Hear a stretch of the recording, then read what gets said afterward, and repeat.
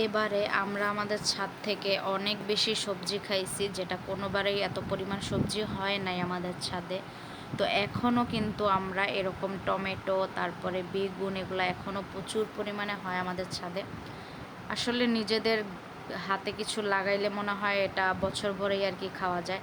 Tomato কিন্তু আমরা সারা বছরই আমাদের ছাদ থেকে খেয়ে থাকি। আর এই টমেটোগুলো কিন্তু বাজারের টমেটোর মতো না, অনেক মজা এগুলা খেতে। এবারে আসলে ছাদে অনেক কিছু লাগানো হয়েছিল, তার মধ্যে শীতকালে এবারে প্রচুর সবজি খাইছি।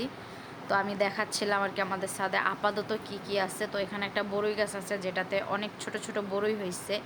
এগুলাকে আপেল বড়ই বলে মেবি, তো আমি শিওর না।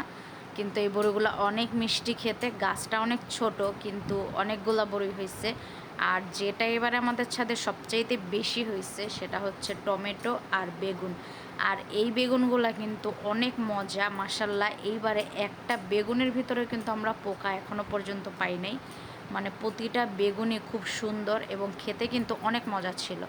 আর একটা জিনিস আমি খেয়াল করে দেখলাম, আমরা বাজার থেকে যে সমস্ত সবজিগুলা কিনে খাই সেগুলা কিন্তু এত মজা বা এত টেস্ট পাওয়া যায় না, যেটা আমরা নিজেরা মানে ছাদে হোক আর বাগানে হোক আর খেতে হোক লাগায় যে সবজিগুলো আমরা খাই আর কি, ওগুলার কিন্তু টেস্টটাই সম্পূর্ণ ডিফারেন্ট। তো এবারে আমাদের ছাদে আসলে অনেক কিছু লাগাইছিলাম, তো এখনও আমরা ছাদ থেকেই সবজি খেয়ে যাচ্ছি। আর সব সবজির মধ্যে কিন্তু বেগুনটাই সবচাইতে বেশি হয়েছে এবং সবচাইতে বেশি মজা।